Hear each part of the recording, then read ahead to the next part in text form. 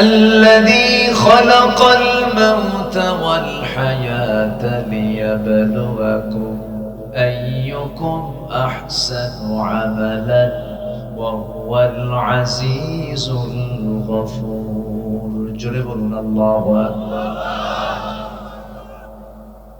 তোমার উপদেশ কারা গ্রহণ করবে কোরআনটা কারা মেনে চলবে কোরআন জবাব দিচ্ছে সায়াযাক্কারু মান ইয়াখশা ওয়া ইয়াতাজান্নাবুহাল আশকাল্লাযী ইয়াসলা নারাল কুবরা জোরে বলুন আল্লাহু আকবার তোমাকে ভয় করলে পরে কি জাযা পাওয়া যাবে কি প্রতিদান পাওয়া যাবে আল্লাহ রাব্বুল আলামিন তার জবাবে বলছেন لكن الذين اتقوا ربهم لهم جنات تجري من تحتها الأنهار خالدين فيها نزلا من عند الله وما عند الله خير للأبرار جرب الله أكبر আল্লাহকে ভয় করলে পরে জান্নাত কি পাওয়া যাবে জান্নাত আমার বন্ধুগণ এইরকম করে যত প্রশ্ন আপনি করবেন সব প্রশ্নের জবাব কোরআন দিতে জানে আমার প্রশ্ন ফুরাবে কিন্তু কোরআনের জবাব কখনো ফুরাবে না জোরে বলি সুবহানাল্লাহ আমার বন্ধুগণ সেই কালামে হাকিম থেকে আমি একটা 30তম পারা ছোট্ট একটি সূরা সূরাতুল বুরুজ থেকে শেষ দিকের আমি কয়েকটা আয়াত আমি তেলাওয়াত করেছি আমাকে সময় দিবেন কেউ যাবেন না তো হ্যাঁ থাকবেন তো সবাই এত রাতে কেন বললাম এত রাতের জন্য বললাম মেহমান তো সবাইকে কথা বলতে হয় আবার এশার নামাজের আগেও কেউ আসেন না একটু পরেই আসেন সব চাপ একসাথে পড়ে যায় আপনিও আসেন 10টায় এদিকে মেহমান কথা বলবেন আগের আবার আরো অতিথিবৃন্দ আসেন তারাও কথা বলেন সব চাপে চাপে আমি পড়ে যাই মহাসাপে সবার শেষ হচ্ছে আমার ক্লাস লেখা থেকে প্রধান বক্তা হয়ে যায় মাহফিল শেষ বক্তা ঠিক আছে না তো এখন শেষ ক্লাসে তো একটু কঠিন হয় একটু কষ্ট করে আমি চাবো যে আমি প্রত্যেকটা ভাইকে সাথে করে নিয়ে আজকে আমি শেষ দোয়াটা করব আমাকে এমন কি একটা সিদ্ধান্ত কি দিতে পারবেন আপনারা একটু চিন্তা করে বলুন সবাইকে আমার সঙ্গে শেষ দোয়ায় শামিল হতে রাজি আছেন জোরে বলি ইনশাআল্লাহ আলোচনা বুঝি আর না বুঝি যদি বসেও থাকি তবু কোরআনের বরকতে আমরা ধন্য হয়ে যাব বসো কারণ আমি এই কথা কেন বললাম কোরআন বোঝার জন্য কিছু ন্যূনতম কিছু জ্ঞান দরকার কিন্তু জাতি এত ধোঁকা খাইছে এত শিক্ষার সংস্কার করেছে আমার মনে হয় গোটা পৃথিবীতে সবচাইতে সেই মুসলিম জাতি সবচাইতে কোরআন থেকে দূরে সেটা হচ্ছে আমার দেশের মুসলিম জাতি আমার কাছে এটা মনে হয় কোরআন পড়তেই পারে আপনি মালয়েশিয়া যান আমি মালয়েশিয়া মাহাথির মোহাম্মদ তো ইন্তেকাল করেছেন ওনার দেশটাকে উনি 81 খন ডক্টর আনোয়ার ইব্রাহিম ক্ষমতার মসনদে আছেন সেই দেশের কোন নাগরিকের তেলাওয়াত গলত নাই 4 থেকে 5 পারা তাদের কোরআন মুখস্থ হয়ে যায় ছাত্র জীবনে কেন তাদের যে কারিকুলাম তাদের যে শিক্ষার সিলেবাস অটোমেটিক্যালি তাদের শেখা হয়ে যায় কিন্তু আমার দেশের শিক্ষা সিলেবাস এমন মাস্টার্স পাস করে এমফিল করে পিএইচডি করে বিসিএস ক্যাডার হয় কোরআনটা ঠিকমতো পড়তে পারে তাহলে আমার দেশের শিক্ষা কারিকুলামে ভুল কি আছে আসতে বলুন ভুল কি আছে একটা মহল চেয়েছিল জাতিকে মূর্খ করে রাখতে একটা মহল চেয়েছিল জাতিকে কোরআন থেকে দূরে রাখতে আমরা তা বাস্তবায়ন হতে দেব না আমরা এই জাতিকে কোরআনের শিক্ষায় আমরা শিক্ষিত করতে চাই দ্বীন শিক্ষায় আমরা তাদেরকে গড়ে তুলতে চাই এটার জন্য শিক্ষা সংস্কারের প্রয়োজন আছে না নাই আসতে বলবেন না, আছে না নাই? সম্মানিত ভাইরা, আসুন ধীরে ধীরে আমার মূল আয়াতের দিকে আস্তে আস্তে চলে যাচ্ছি। আপনার সন্তানকে প্রথম সবকটা কোরআন দিয়ে দিবেন। আমি সবাইকে এই কথা বলে দিলাম, প্রথম সবকটা আপনি কোরআন দিলে পরে আপনার সন্তান বড় হওয়ার জন্য, নৈতিক হওয়ার জন্য আর কারো কাছে যাওয়া লাগবে না। কোরআন আপনার সন্তানকে পাহারা দেবে। কথা ক্লিয়ার? কথা কি ক্লিয়ার? সন্তানকে কোরআন শিখাবেন না, সন্তান আপনার বিপদ হবে, সমাজের বিপদ হবে, দেশেরও বিপদ হবে, যা আমরা 16 বছর লক্ষ্য করছি। ঠিক কিনা? চরম বিপদ। কি হয়নি, কি হয়নি আমার দেশে বলে? কি পরিমাণ লুটপাট হয়েছে! 18 লক্ষ কোটি টাকা দেশের ঋণ, এর মধ্যে তারাই নিয়ে চলে গেছে 11 লক্ষ কোটি টাকা। এরপরেও বলে আমরা দেশকে ভালোবাসি। এগুলো প্রতারণা, এগুলো ভণ্ডামি। কিন্তু সম্পত্তি করে লাভ হলো কি? হলমার্ক শেয়ার বাজার, ব্যাংক লুটপাট করে লক্ষ লক্ষ কোটি টাকার মালিক হয়ে শেষ পর্যন্ত পালানোর জায়গা নাই। নৌকায় চড়েছে, মুখের দাড়ি কেটেছে, মাথার চুল কালো বানিয়েছে, পাঞ্জাবি খুলে গেঞ্জি পড়েছে, পাজামা খুলে লুঙ্গি পরছে, যেন আমাকে কেউ না চেনে, আমাকে যেন মানুষ মনে করে আমি তরকারি বেচা। কিন্তু শেষ পর্যন্ত নৌকায় চড়েও পরিত্রাণ হলো না। কোস্ট গার্ড ধরে ফেলেছে, তারা বন্ধুকে আইনমন্ত্রীকে ধরে ফেলেছে। আইনমন্ত্রীকে বলে, স্যার চিনছি, চলেন থানায় যাই। আমি একা যাবো কেন? আমি কি একা আসছি? আমি তো জামাতের সাথে আসছি। কিসের সাথে? আমি তো একা আসি নাই। কে কই যে বসে আছে? কে ওটা? ভালো করে দেখো, মাথার চুল যে কালো দেখা যায় কিনা? কালো বানাইছে, ওটাই দরবেশ।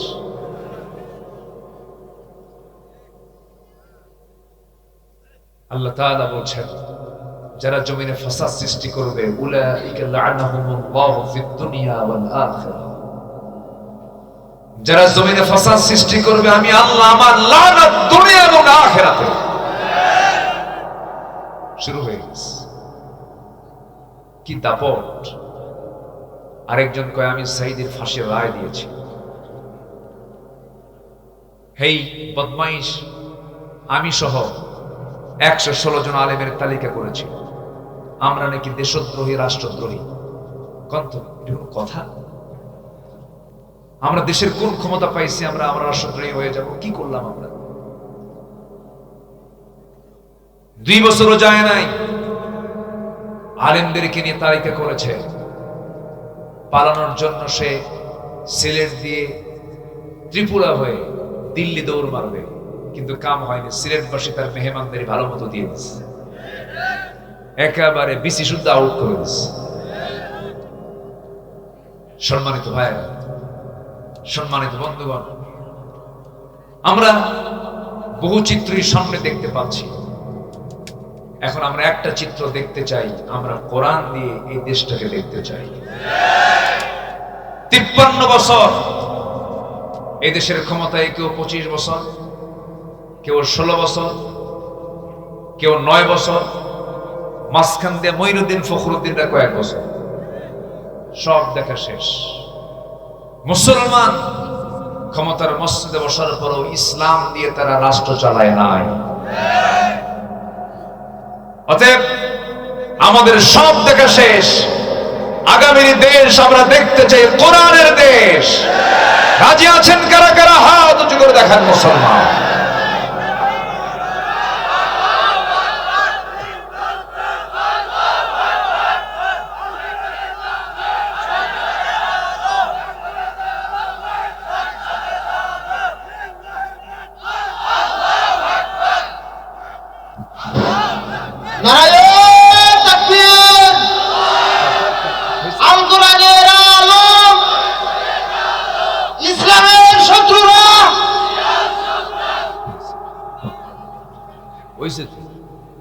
আমার মাইক আপনি নিলে হয়, মাইক তো আমি নিয়ে আছি, শত্রুরা কই নাই, কি হুঁশিয়ার দিবেন?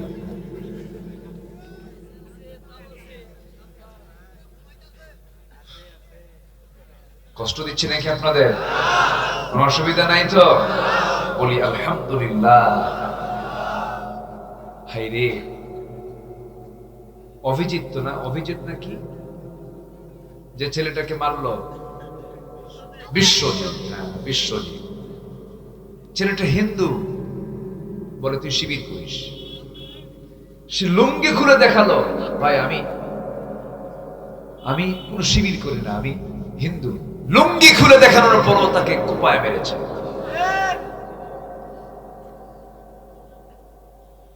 অসংখ্য ছাত্রীর সতীত্ব নষ্ট করেছে এই ভার্সিটির হলগুলোতে, তাদের চাপা কান্না। জাহাঙ্গীরনগর ইউনিভার্সিটির ক্যাম্পাসে মানিক নামের আরেক নরকিট ধর্ষণের সেঞ্চুরি করে সাংবাদিক সম্মেলন করে মিষ্টি বিতরণ করেছে। আমরা সুস্পষ্ট ভাষায় জানান দিতে চাই, আমরা সুস্পষ্ট ভাষায় আমরা সেই কথা জানাতে চাই, ওই সমস্ত বদমাইশ মানিকদেরকে ঝুলায় মেরে রক্ত মাংস হাড় হাড্ডি কুত্তা বিলাই দিয়ে খাওয়ানো দরকার।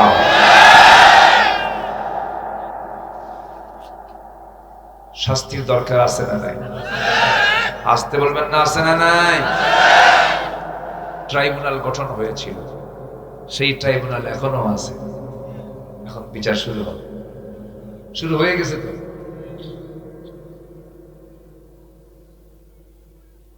যে গর্ত খনন করবে সে গর্তে পড়বে, এটাই পৃথিবীর নিয়ম, ঠিক কিনা বলেন? পাপ বাপকেও ছাড়ে না, পাপ তাকে ঘেরাও করবে। এটা আমার কথা নয়, মোল্লার নয়, কোন বান্দার নয়, আব্দুল্লাহর নয়, কার কথা? আল্লাহর কথা। আল্লাহ রাব্বুল আলামিন বলেন, বালা মান কাসাবা সাইয়্যাতান ওয়া আহাতাত বিহি খাতিআতুহু উলাইকা আসহাবুন নার হুম ফিহা খালিদুন। জোরে বলুন আল্লাহু আকবার। পাপ করবে, পাপ তোমাকে ঘেরাও করে ফেলবে, বিড়ি খাবে, ঠোঁটটা কালো হয়ে যাবে, দেখছেন তুলে ফেলছে। এই জাতি বিড়ি কম খায় না বেশি খায়? আবার মা ফিরে এসে প্রশ্ন করে, হুজুর বিড়ি খাও কি জায়েজ আছে? কি বিড়ি খায়? ভাত একবেলা না হলেও চলে, কিন্তু বিড়ি মিস নাই। রাতের বেলা ঘুম হয় না, 3টার দিকে তাহাজ্জুদ রাগ দিয়েও বিড়ি খায়, তাহাজ্জুদ রাগ দিয়েও বিড়ি খায়। ইমানদার তো এমন হবে না, ইমানদার কোন নেশার দিকে যাবে না, ইমানদার কোন বেফাস কোন কথা বলবে না, মন্দ গর্হিত কোন পাপের দিকে যাবে না। বিড়ি খেলে পরে আল্লাহ রাব্বুল আলামিন বলছেন, ওয়া আহাতাত বিহি খাতিআতুহু, ঠোঁটটা লাল, ঠোঁটটা কালো হয়ে যাবে। কিন্তু আবার যে ব্যক্তি নেশা করবে, সে ব্লাড টেস্ট করলে পরে ধরা খাবে, সে নেশাখোর। আল্লাহর আয়াতের সঙ্গে কত মিল দেখেন আমার বন্ধুগণ। যে মদ খাবে তার চক্ষুটা লাল হয়ে যাবে, চক্ষুই প্রমাণ করে দেবে সে মদখোর, ঠোঁট প্রমাণ করে দেবে সে বিড়িখোর। এই জন্য পাপ যখন কেউ করে, সেই পাপের চিহ্ন তার দেহে ফুটায় তোলেন তিনি আমার কে? আল্লাহ। পাপের কাছে যাওয়া যাবে না, প্রশ্ন করা যাবে না, বিড়ি খাও কি জায়েজ আছে, এরকম প্রশ্ন করা যাবে না। আল্লাহ তার সকল ছোট বড় গুনাহ থেকে আমাদেরকে হেফাজত করুন। জোরে বলি আমিন, আরো জোরে আমিন। সম্মানিত ভাইয়েরা, আমরা কি বিফল হতে চাই না সফল হতে চাই? বলেন, সফলতার দ্বারগুলো আসবে কোন পথে এবং কার পরামর্শে? আমাদেরকে সফল হওয়ার জন্য সবচেয়ে উত্তম পরামর্শ একমাত্র কে দিতে পারেন বলেন তো? জোরে বলেন, কে দিতে পারেন?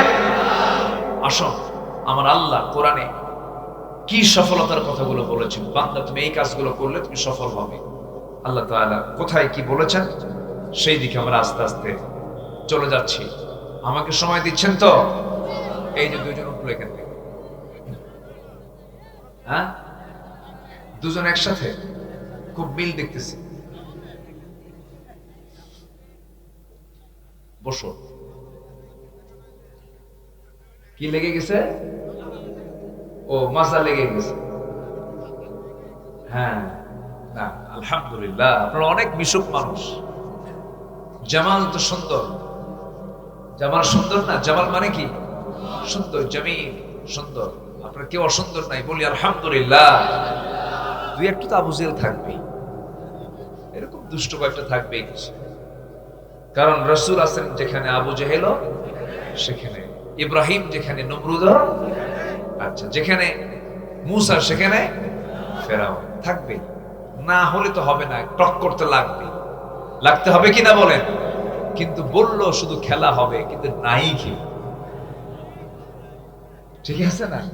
অনেক বললো, কতবার কিছু হলেই কয় খেলা হবে, কিন্তু লোকটা যে গেল কই তাও তো বুঝলাম। কি কথা বুঝতেছেন আপনারা? কথা বুঝতেছেন তো? ওই যে গেল। চোরের মায়ের কি হয়? চোরের মায়ের কি গলা হয়? এই বড় গলাগুলো শুনছি আমরা, কিন্তু কিচ্ছু নাই।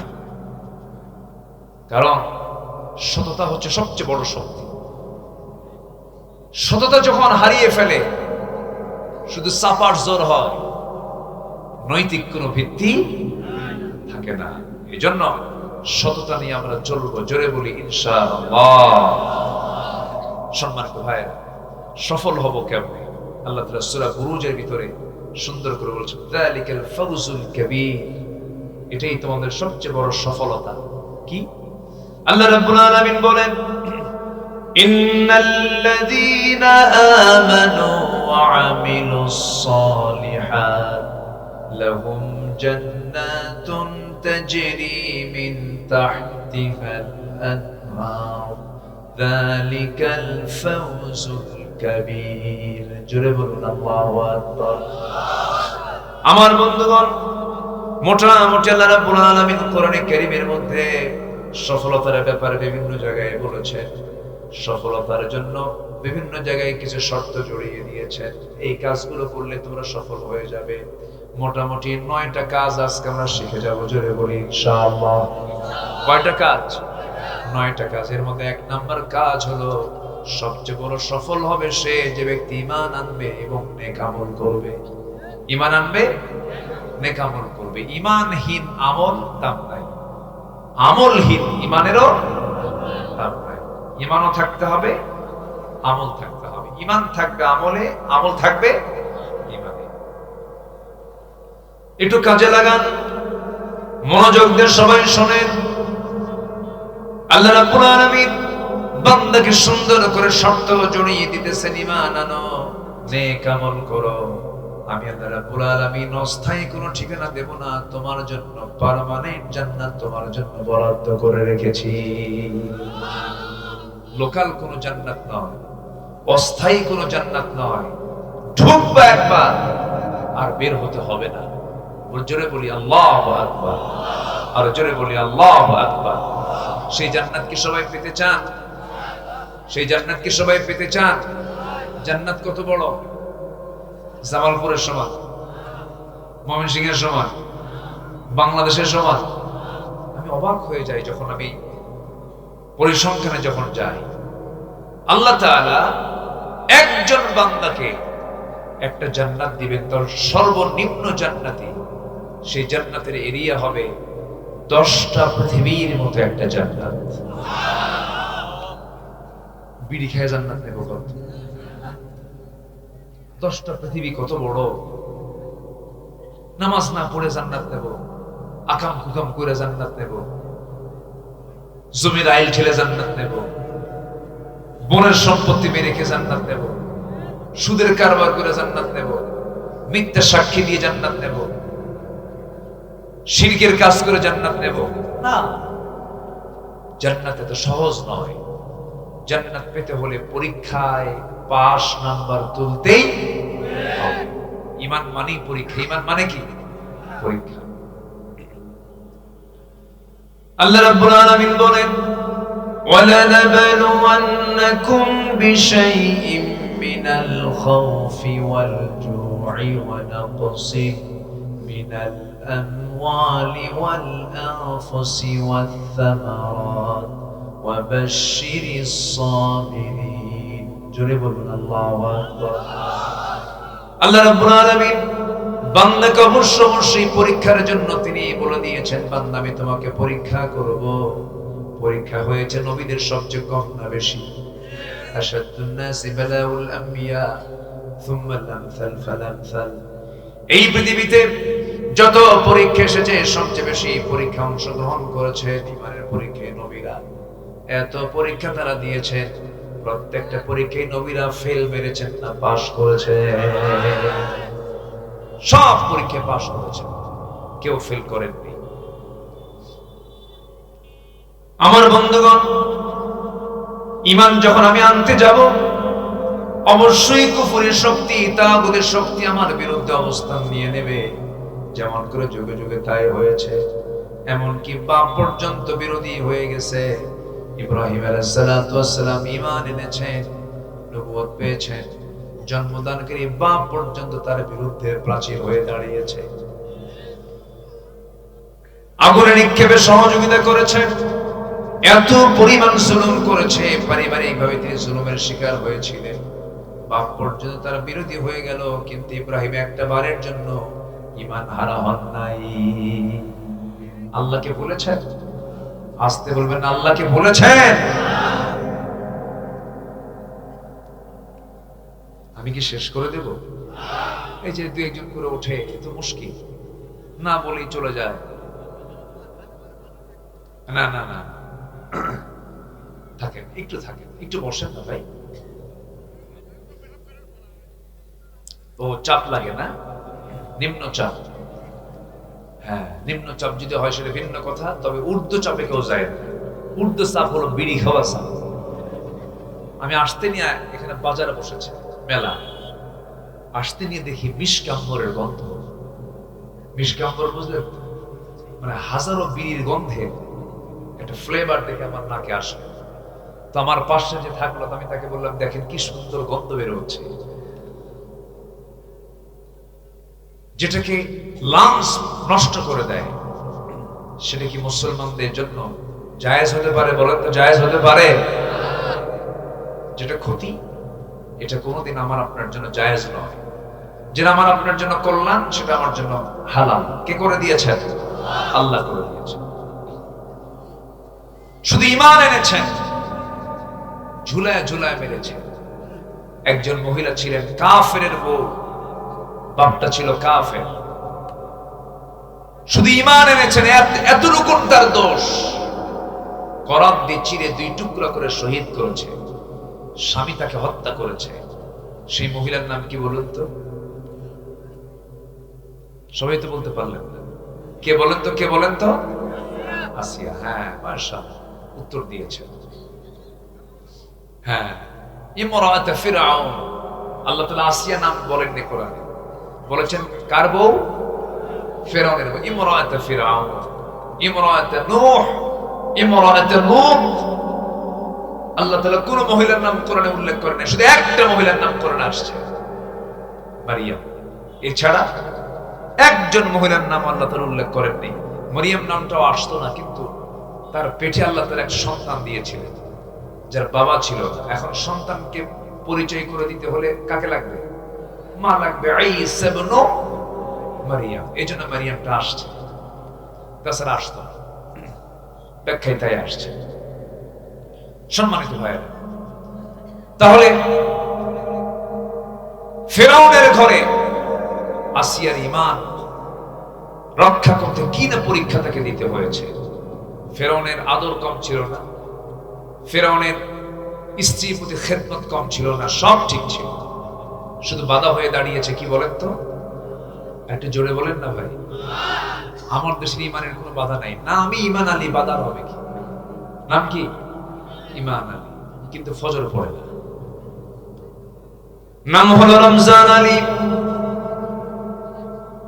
রোজার মাসে দুপুর বেলা রোজা রাখে, দুপুর বেলা ভাত খায়, নাম হলো হিম্মত আলী, সাইকেলের চাকা পাশ হলে শীত হয়ে পড়ে। নাম হলো আতর আলী, গোটা গায়ে গাজার গন্ধ। নাম হলো বাদশা মিয়া, ভিক্ষা করে বেড়ায়। নাম কি? নাম হলো খোকা মিয়া, বয়স হলো 85 বছরের উপরও কি আছে খোকা। নাম দিয়ে তো কাজ হবে না, বংশ দিয়েও কাজ হবে না। বংশ দিয়ে যদি কাজ হতো, অবশ্যই কুরাইশ বংশে জন্ম নিয়েছিল আবু জেহেল। আবু জেহেল জান্নাত পেয়ে যেত। আবু জেহেল কুরাইশ বংশ, আমার নবীও কুরাইশ বংশ। আবু তালেব নবীর আপন চাচা, যদি আত্মীয়তা দিয়ে যদি জান্নাত মিলে যেত, আপন চাচা আবু তালেব জান্নাতি না জাহান্নামী? জাহান্নামী। তাহলে আবু তালেব জাহান্নামী, আবু জেহেল জাহান্নামী। এর মূল কারণ হলো আত্মীয়তা নয়, বংশ নয়। বান্দার দাম বেড়ে যায় আত্মীয়তা বংশ দিয়ে নয়, বান্দার দাম বেড়ে যায় হলো ঈমান দিয়া। কি দিয়া বলেন? ঈমান। যদি ঈমানটা থাকতে হবে আমল সহ। আল্লাহ কবুল করুন, জোরে বলি আমিন। আসিয়াকে ফেরাউন বলল, আসিয়া তুমি কি সত্যি সত্যি ইসলাম কবুল করছো? আসিয়া কয়, আপনি সত্যি সত্যি বলেন মানে? আপনি লাইভে আসেন। কিসে আসেন খান তো? লাইভে, মানে এই যে লাইভে আসে না মোবাইলে, আপনি দেখেন আমাকে। আসিয়ার বুকে চুল পরিমাণ কোনো ভয় নেই। ইমানদারের দিলে কোনো ভয় থাকেও না। আসিয়া আলাইহিস সালাতু ওয়াস সালাম সঙ্গে সঙ্গে বলে ফেলছেন, আশহাদু আল্লা ইলাহা ইল্লাল্লাহ ওয়াহদাহু লা শারীকা লাহ। এই কথা বলার সঙ্গে সঙ্গে ফেরাউন বলে ফেলল, আসিয়া বড় বেঈমানি করলো আমার সাথে। বেঈমানি কি করলো? আসিয়া বলছেন, কি হয়েছে স্বামী? তুমি আমার ক্ষমতাকে ঝুঁকির মধ্যে ফেলে দিলা, আমার চেয়ারকে ঝুঁকির মধ্যে ফেলে দিলা। আমি জানি মুসা সত্য, মুসার রব আল্লাহ সত্য, সবই সত্য আমিও জানি। মুসার দ্বীনও সত্য, কিন্তু আমি মুসাকে মানতে পারি না, আল্লাহকে মানতে পারি না। মূল কারণ হলো আমার এই চেয়ার কখনো হাতছাড়া করা যাবে না। আজকে সমাজে এরকম লোক আছে না নাই বলেন তো? আছে না নাই? লোকটা তো ভালোই, কিন্তু আমার মতের পক্ষে না, আমার আওতার মধ্যে না, আমার রাজনীতি করে না। তোমার রাজনীতি করা যাবে না, করতে হবে আল্লাহর দেখানো রাজনীতি, ঠিক কিনা? আমার দেশে কেউ বাপ নিয়ে ব্যস্ত, কেউ স্বামী নিয়ে ব্যস্ত। কারো বাপের দেশ, কারো স্বামীর দেশ, মাঝখান দিয়ে আমরা শেষ। আমরা কাউ কিনে ব্যস্ত হব না, আমরা আল্লাহ এবং রাসূল কিনে ব্যস্ত হব, কোরআন এবং হাদিস কিনে ব্যস্ত থাকব।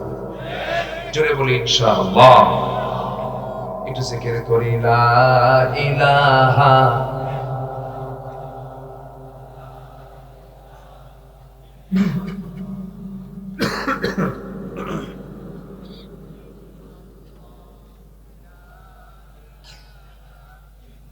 আরো জোরে, লা ইলাহা সুবহানাল্লাহ ওয়ালহামদুলিল্লাহ।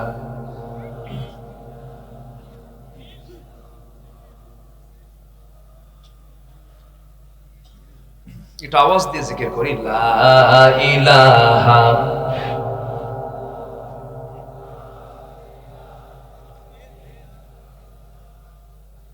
লা ইলাহা ইল্লাল্লাহ মুহাম্মাদুর রাসূলুল্লাহ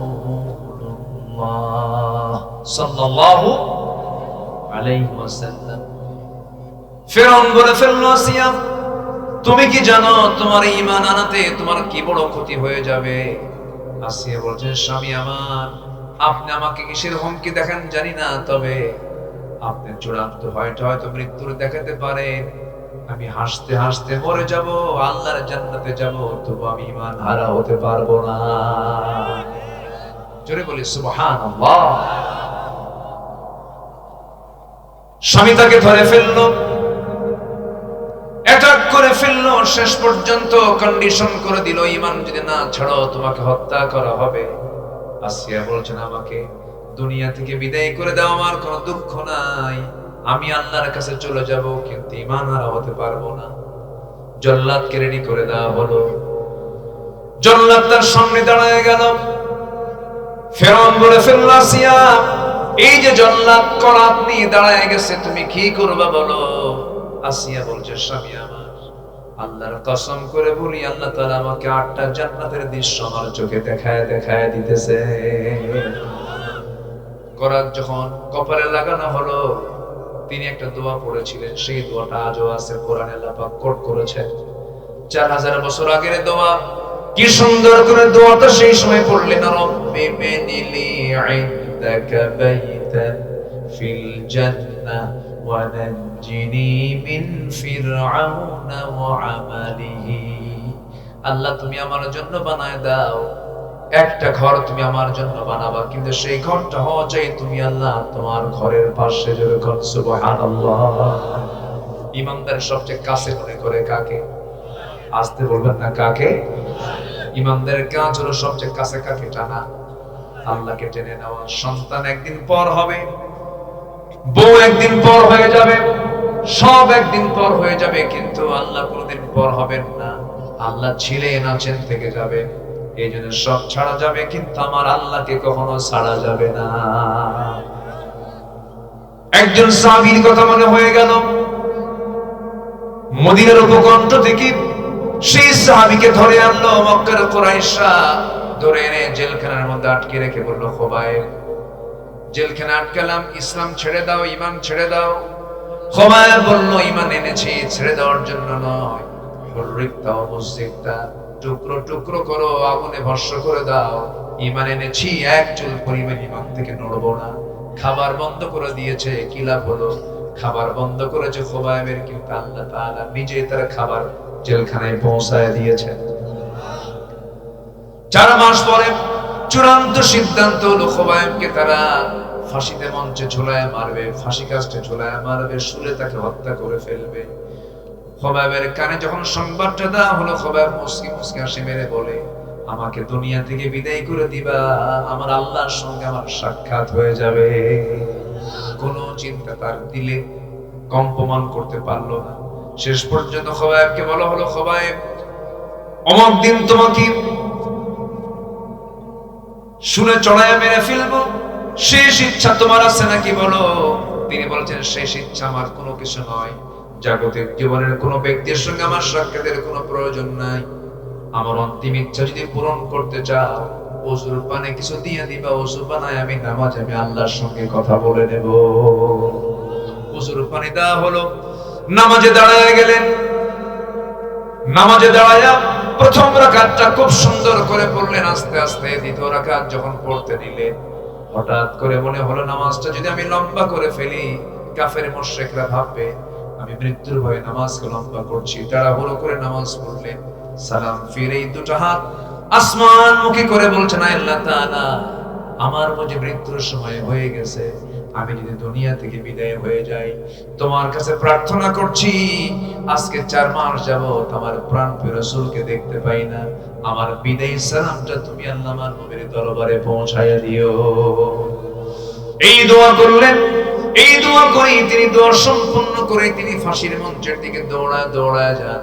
সবাই বলে, হবে তোমার কি মাথা খারাপ নাকি? কি মরার জন্য ভাষায় দেখায় দিতেছে। খোবায়েব ইবনে আদি রাদিয়াল্লাহু তাআলা আনহু 2 হাত 2 পা বাঁধা হলো। একজন কাফের এসে তার ডান হাতে মেরে দিল, ডান হাতটা ছিটকে পড়ে গেছে।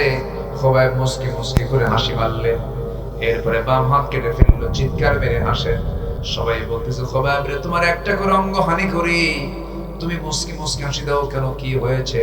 তিনি বলছেন, তোমরা আমার একটা করে অঙ্গ হানি করছো, আল্লাহ তাআলা আমার জান্নাতের হুরগুলো দেখায় দেখায় দিতেছে। শেষ পর্যন্ত খোবায়েবের 2 পা পর্যন্ত কেটে নেওয়া হলো। একজন নেজা তরবারি দিয়ে বুক দিয়ে ঢুকে পিঠটা বের করে দিল। খোবায়েব শহীদ হয়ে গেলেন। নবীজি মদিনার মসজিদে সাহাবায়ে কেরাম কিনে আলোচনা করছিলেন, এমন সময় হঠাৎ করে আমার নবীজি আলোচনা বন্ধ করে দাঁড়ায় গেলেন, হাতটা উঁচু করে বলছেন, সালামুন আলাইকা ইয়া খোবায়েব, সালামুন আলাইকা ইয়া খোবায়েব, সালামুন আলাইকা ইয়া খোবায়েব। ওমর ফারুক বলছেন, ইয়া রাসূলুল্লাহ, আমাদের খোবায়েবের কি হয়েছে 4 মাস যাবত কোনো খোঁজ খবর নাই, আপনি সালাম দিচ্ছেন কেন? রাসূল বলেন, সাহাবীরা রে, আমার খোবায়েব আর দুনিয়াতে বেঁচে নাই, আমার খোবায়েব জান্নাতের পাখি হয়ে জান্নাতের মধ্যে উড়ে বেড়াতেছে। আমার খোবায়েব জান্নাতের মেহমান হয়ে গেছে। আমার বন্ধুগণ ও আমার ভাইয়েরা, তারা দুনিয়াকে কখনো কিনেন নাই, দুনিয়া বিক্রি করে দিয়েছে। দুনিয়াটাকে তারা প্রাধান্য দেন নাই, ঈমানকে প্রাধান্য দিয়েছেন। সফলতার জন্য 9টা কাজ আমরা শিখে দেব, তার মধ্যে চলতেছে কয় নাম্বার? কয় নাম্বার চলতেছে? আরো আছে কয়টা? 8টা আছে। নুরু, ওয়াজ কি শেষ না শুরু? শুরু। অনেক কথা আছে। কিছু ভাই একটু নড়াচড়া করেছেন, উঠে গেছেন, আবার আসবেন। জোরে বলে ইনশাআল্লাহ। আমাকে বহু আগে একটু বলেছিলেন তারা কালেকশনের ব্যাপারে, তারা একটু হতাশ হচ্ছেন যে লোকজন একটু উঠে উঠে যাচ্ছে, সবার বরকত থেকে তারা হয়তো মাহরুম হয়ে যাচ্ছেন, এই আশঙ্কায় তারা হয়তো এটা ভাবতেছেন। এখন আমি আবার চাইতে গেলে আবার সব দৌড় মারে কিনা জানি না, এই এলাকার কালচার যে কেমন, আপনি দেন বা না দেন, কিন্তু আমি প্রথমেই কিন্তু একটা প্রমিস করেছিলাম, আমি মুসাফির মানুষ, সবাইকে নিয়ে আমি একসঙ্গে দোয়া করতে চাই। রাজি আছেন না ইনশাআল্লাহ? আব্বা আম্মা আত্মীয় স্বজন অনেকের তাকরিবা দুনিয়া থেকে বিদায় নিয়েছেন, আমরা একসঙ্গে দোয়া করবো। জোরে বলি ইনশাআল্লাহ। একটু বসো। সম্মানিত ভাইরা, 9টা কাজে সফলতা। 1 নাম্বার চলে গেছে। নাম্বার 2 হলো পরিশুদ্ধিতা, তাসকিয়াতুন নফস, নফসের শুদ্ধতা। নফসের মধ্যে রোগ আছে না নাই বলেন তো? নফসের মধ্যে হিংসা আছে না? হিংসা, অন্যের ভালো দেখতে মন চায়, কিছু ভালো চললে পরে এদিকে আমার ছটফট লাগে। এই যে একটা প্রবলেম গুলো, এই নফসের রোগ গুলো, এটা দূর করার জন্য আমাকে আপনাকে চেষ্টা করতে হবে। নফসের রোগ দূর হবে বেশি করে কি পড়লে বলেন তো? কি পড়লে? বেশি করে কি পড়লে? কোরআন জানলে বুঝলে তার রোগের, নফসের কোনো রোগ থাকবে না। আল্লাহ কবুল করুন। জোরে বলি আমিন, আরো জোরে আমিন। নাম্বার 3 হলো সত্যবাদী হওয়া। কি হওয়া বলেন তো? সত্যবাদী হওয়া। নাম্বার 4 হলো তাকওয়া অর্জন করা, অর্থাৎ জীবনের সকল জায়গায় সকল প্রকার হারাম কাজ থেকে নিজেকে গুটিয়ে রাখা। আল্লাহু আকবার বল। নাম্বার 5 হলো ধৈর্যশীলতা, সবর নিয়ে আসা। ধৈর্য আছে যার, পুরস্কার আছে তার। নাম্বার 6 হলো আল্লাহ ও তার রাসূলের আনুগত্য করা, এক জায়গায় না সব জায়গায়। রাসূলকে মানে নামাজে, রাসূলকে মানে সুন্নতে, রাসূলকে মানে মিসওয়াকে। কিন্তু রাসূলকে যারা রাষ্ট্রে মানতে চায় না, আইনে মানতে চায় না, বিচারে মানতে চায় না, তারা নবীজির উম্মত নয়, তারা ভণ্ড, তারা প্রতারক। এরকম লোক আছে না নাই বলেন তো? নাম্বার 7 হলো সৎ কাজের আদেশ দেওয়া, অসৎ কাজের বাধা দেওয়া। সৎ কাজের আদেশ দেওয়া, অসৎ কাজের বাধা দেওয়া। তা'মুরুনা বিল মা'রুফ ওয়া তানহাউনা আনিল মুনকার। নাম্বার 8 হলো তওবা করা। কি করা বলেন তো? কার কাছে? আমার দেশের তো লোক, আমার দেশের এক নেতা আছে, ওর জীবনে কোনো গুনাহই নেই। জানেন না? আপনারা জানেন? এই দিকে তো বাড়ি, টাঙ্গাইলে বাড়ি, লতিফ সিদ্দিকী, এই তো সবাই জানে। ও বলে আমি আমিন তো কই না। কেন? হুজুররা আমিন কয়, হুজুরদের দোষ আছে, আমার তো কোনো পাপই নাই। বাংলাদেশে একটা পাপ মুক্ত বুজুর্গ পাইছি, যার কোনো পাপ নাই। বদমাইশ কাকে বলে? এর আগে কইছিল হজ মোহাম্মদের ব্যবসা, মুখে যা আসে তাই বলে,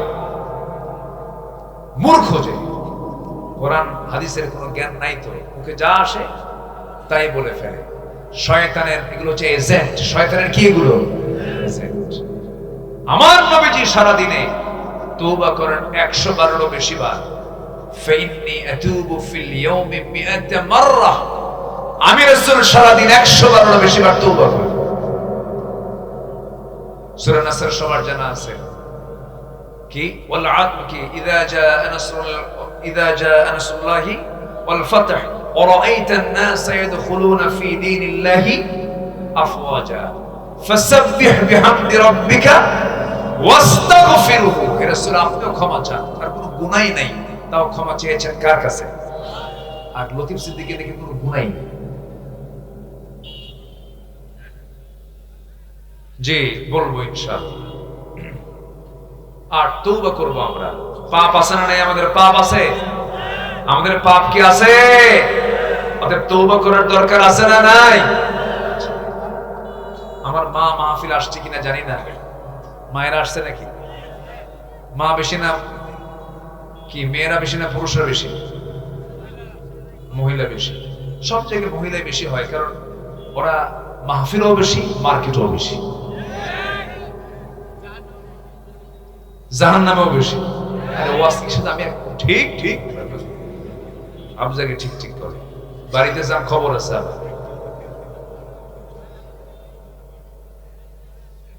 খুব সুন্দর মানুষ আপনারা, বলি আলহামদুলিল্লাহ। কিছু লোক তো যাবে, অনেক রাত হয়েছে না, ঠান্ডা পড়েছে হঠাৎ করে, কিছু লোক চলে যাচ্ছে। তা আমি যদি সবার কাছে একটু আরজ করি, যারা আসছেন, মনে হয় আমার আগের মেহমান কিছু বলেনি, বলছে কি? আগের মেহমান একটু বলার দরকার ছিল, আগের মেহমানকে দিয়ে একটু করলে একটু ভালো হতো। আমি উঠিয়ে যদি চাওয়া শুরু করি, তখন তো আপনাদের একটু আপত্তিকর মনে হবে। আমি যেন বলি, লজ্জায় বলি, চাওয়া তো খুব কঠিন ব্যাপার।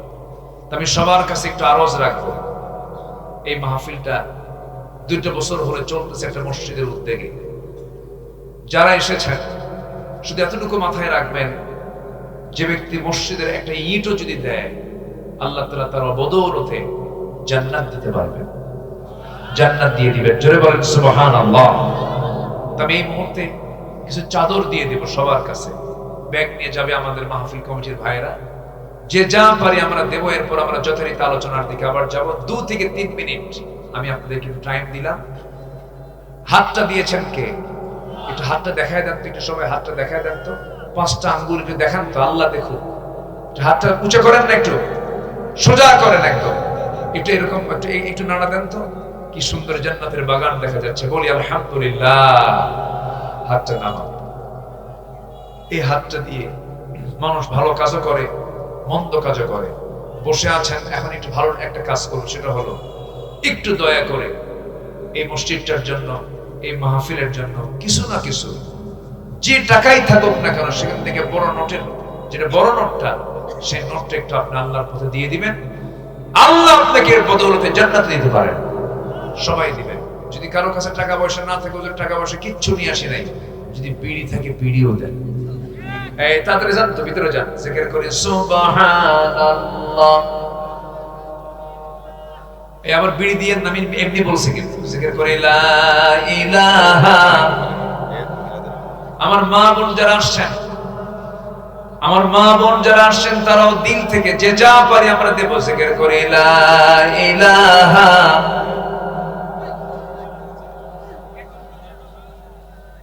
চতুর্দিকে ঢুকে যান, জিকির করে লা ইলাহা।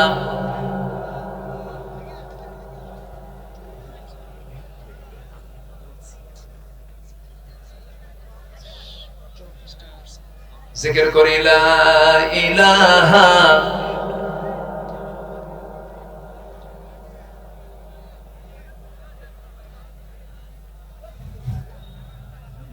আর জোরে লা ইলাহা ইল্লাল্লাহ সুবহানাল্লাহ আলহামদুলিল্লাহ